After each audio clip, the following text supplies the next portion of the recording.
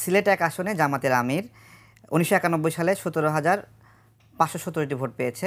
১৯৯৬ সালে তিনি ভোট পেয়েছে ওই একই আসনে ১৮,০২৯টি এবং ২০০১ সালে উনি ভোট পেয়েছে মৌলভীবাজার ২ আসনে ১২,৪১৫টি। ওনার এই ৩ টার্মের ভোট এক জায়গায় করলে একবার এমপি হতে যেই ভোটটুকু লাগে সেই ভোট হয় না। শফিকুর রহমান সাহেবের কথা, ডক্টর শফিকুর রহমান সাহেবের কথা বলছি।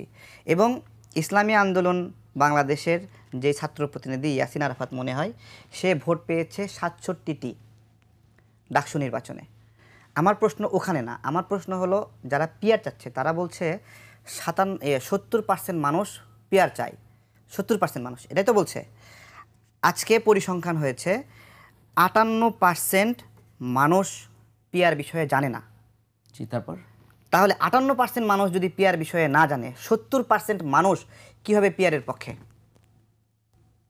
এই উত্তরটা কেউ দিতে পারছে না।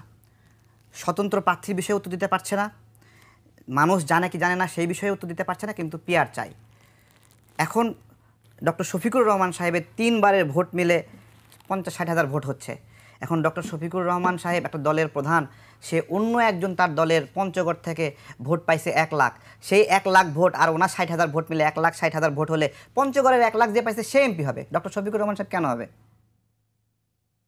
তাই না? আমরা জনগণকে সম্মান করতে চাই কিনা, জনগণের চাহিদা কি? আমরা সারা জীবন স্লোগান দিছি যে একটা ভোটের ন্যায়সঙ্গত লড়াই কীভাবে হয়, যে মার্কা দেখে নয় ব্যক্তি দেখে ভোট দেন। আজীবন মানে সুষ্ঠু ভোটের স্লোগান এটা।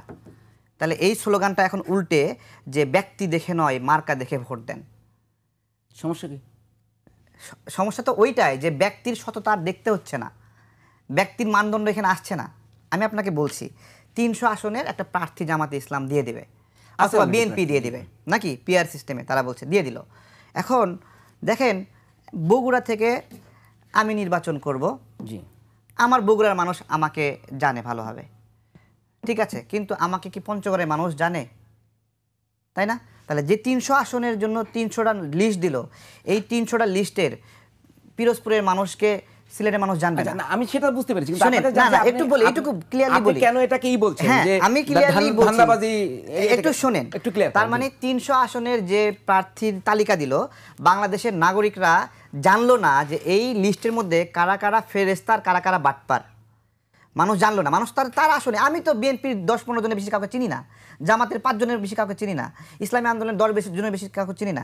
আমি একজন রাজনৈতিক কর্মী হয়ে যদি না চিনি, তাহলে বাংলাদেশের একটা প্রান্তিক পর্যায়ে জনগণ সে সারা বাংলাদেশের সমস্ত প্রার্থী তালিকা মুখস্থ করবে, নাকি তার এলাকায় যারা প্রার্থী হলো সেই প্রার্থীর মধ্যে উত্তম একটা প্রার্থীকে সে বাছাই করবে? এই যে জনগণ দুটা অধিকার, একটা হলো ভোটার হওয়ার অধিকার আর একটা হলো প্রার্থী হওয়ার অধিকার। একজন ভোটারের যে ভোটার হতে পারবে সে প্রার্থী হতে পারবে।